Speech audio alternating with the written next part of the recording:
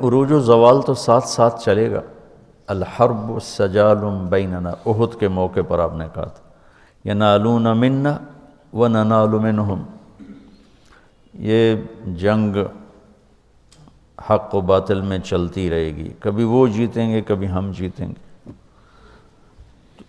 عروج میں کیا کرنا ہے اس کے بھی اصول سیرت سے ملتے ہیں. جب زوال ہو پھر کیا کرنا ہے اس کے بھی اصول سیرت سے ملتے ہیں. زوال کے دور میں عروج کے جب اصول اپنائیں گے تو مار کھائیں گے، جو پچھلے 200 سال سے ہو رہا ہے کہ تسلیم کرنے پہ تیار نہیں کہ ہم شکست خوردہ ہیں، زوال شدہ ہیں. اخلاقی پستی مادی اسباب سے بھی زیادہ امت کے اندر پیدا ہو چکی ہے. تو وہ بدر میں 313 تھے تو آج 313 بھی نہیں ہیں، اور اتنوں نے یہ کر دیا اتنوں نے وہ کر دیا، تو وہ تطبیق غلط ہو رہی ہے. اللہ تعالیٰ نے مدینہ میں جا کر اسلام کو عزت بخش، قوت بخش، لہٰذا آپ نے اقدام کیا. اور مکے میں قوت نہیں تھی، وجاہت نہیں تھی، اور خوف کا عالم تھا. اور علی جیسی اسد اللہ الغالب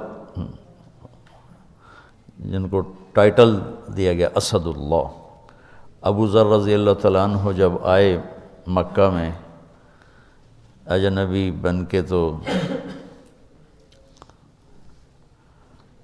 رات کو حضرت علی ان کو اپنے گھر لے گئے، کھانا کھلایا، آرام کرایا، پوچھا نہیں کون ہو کیسے آئے.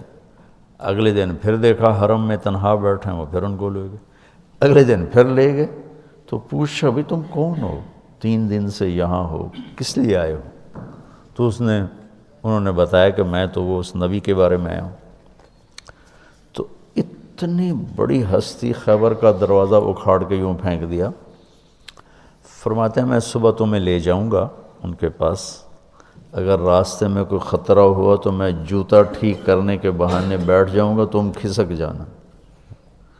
جب ضعف ہو تو کیا کرنا ہے وہ یہ ہے. اب ضعف میں بھی تلوار اٹھائیں گے تو قتل عام ہوگا مسلمانوں کا، اور اسلام بدنام ہوگا. اس لیے وہاں صبر کا حکم. عز الدین بن سلام، سلطان العلماء انہیں کہا جاتا ہے، مصر میں تھے، شافعی تھے، رکن الدین بیبرس کے دور میں. تو انہوں نے بہت خوبصورت انداز میں یہ بات سمجھائی ہے اس میں انہوں نے. تو اب ضعف کا دور ہے، معجزہ نہیں ظاہر ہوا کہ جبریل آئیں اور اٹھا کے مدینے اتار دیں، یا براق پہ بٹھائیں اور جا کے مدینے اتار دیں. معجزہ نہیں ہوا، کیونکہ امت کو سبق دینا ہے کہ جب ہم پہ زوال ہوگا پھر کیا کرنا ہے، طاقت میں ہوں گے پھر کیا کرنا ہے، قوت میں ہوں گے پھر کیا کرنا ہے، اجتماع قلوب ہوگا تو پھر کیا کرنا ہے، انتشار ہوگا تو پھر کیا کرنا ہے. یہ سیر صحابہ سے انتشار کا. تو یہ اس وقت جو قائدین ملے نا امت کو، قائدین، انہوں نے ان سے یہ سہو ہوا کہ امت کو امت بنانے کی بجائے نا، چونکہ 200 سال پہلے مغرب کا غلبہ ہو گیا، اس سے پہلے اس غلبہ اسلام تھا، تو جتنی تحریکیں چلتی تھیں وہ اصلاح نفس، اصلاح اخلاق، اصلاح احوال کی چلتی تھیں، جو علماء یا صوفیہ جو کوشش فرماتے تھے. لیکن جب باطل کا غلبہ ہوا 200 سال پہلے، تو ایک رد عمل کی نفسیات پیدا ہوئی. تو باطل کا قبضہ ہو گیا ہے، ان کو نکالو. چونکہ تقریباً تمام اسلامی بلاک جتنے تھے سب پر England, France, Holland, Portugal Spain یہ قابض تھے۔ تو اس میں رد عمل میں چلے گئے، ہماری جو تھی قائد جماعت جو تھی نا، قائدین جماعت، وہ رد عمل میں چلے گئے۔ اس رد عمل میں امت کی تربیت اور اصلاح کا کام پیچھے چلا گیا، اور باطل سے ٹکرانا وہ پہلے آ گیا، بغیر صفات کے اور بغیر تیاری کے۔ تو ہر جگہ شکست ہوئی، ہر جگہ بہت بری طرح پٹنا پڑا۔ جو سبب تھا اسے نہیں دور کیا، جس وجہ سے زوال آیا، وہ تھا دین سے دوری، اخلاقی پستی، یہ اس کا سبب تھا۔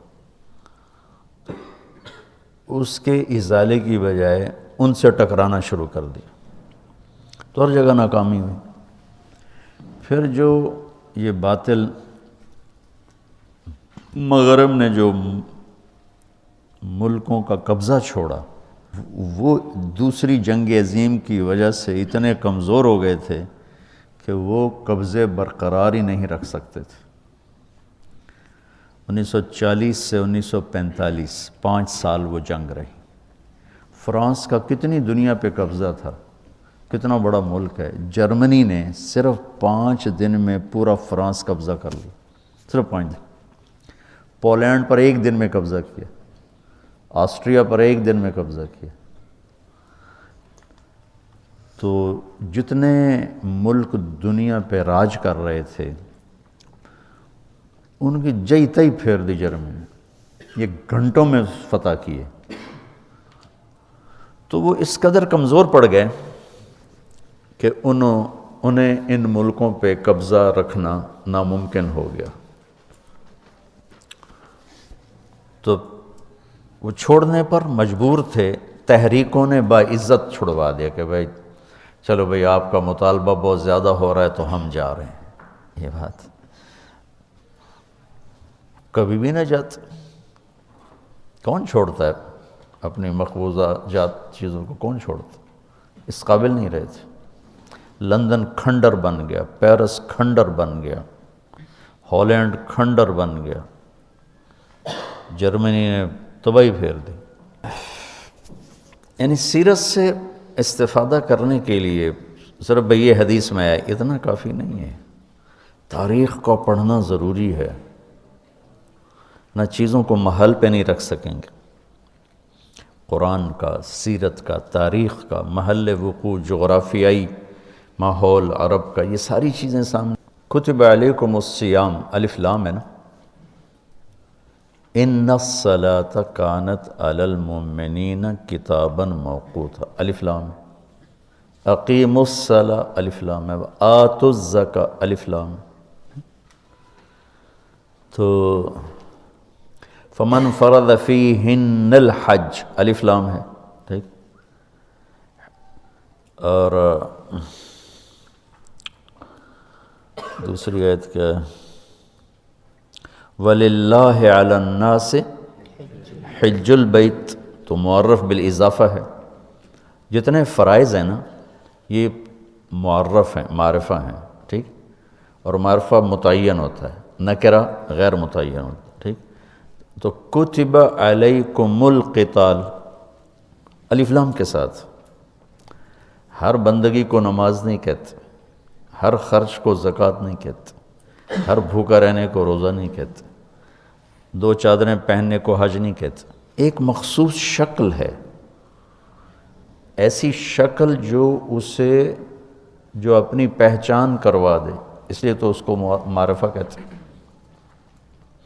تو قتال پر بھی الف لام ہے، ہر کلاشنکوف اٹھانے والا جہاد نہیں ہے، نہ قتال ہے۔ اس کے لیے کیا شرائط ہیں؟ اس مضمون کو علامہ عز الدین نے بیان کیا، پہلی دفعہ قلم اٹھایا انہوں نے، یہ 7ویں صدی کے عالم ہیں، اور بہت خوبصورت۔ الف لام یعنی معرفہ کی صفات شرائط پوری کر کے ہوئے نا، ایسے تو نہیں جو کھڑا ہو جائے۔ جب یہ عوام کے ہاتھوں میں گیا، نماز ایک انفرادی فریضہ ہے، عبادات انفرادی فرائض ہیں، یہ جو جہاد بمعنی القتال یہ حکومت کے جھنڈے کے نیچے کیا جاتا ہے، عوام اسے نہیں کرتے، عوام کے سپرد ہوگا تو یہ نتیجہ نکلے گا جو نکلا ہے۔ تو ضعف کے زمانے کے احکام اور ہوں گے، قوت کے زمانے کے احکام اور ہوں گے۔ لارڈ کلائیو نے 3000 کے ساتھ سراج الدولہ کی 50,000 کی فوج کو شکست دی۔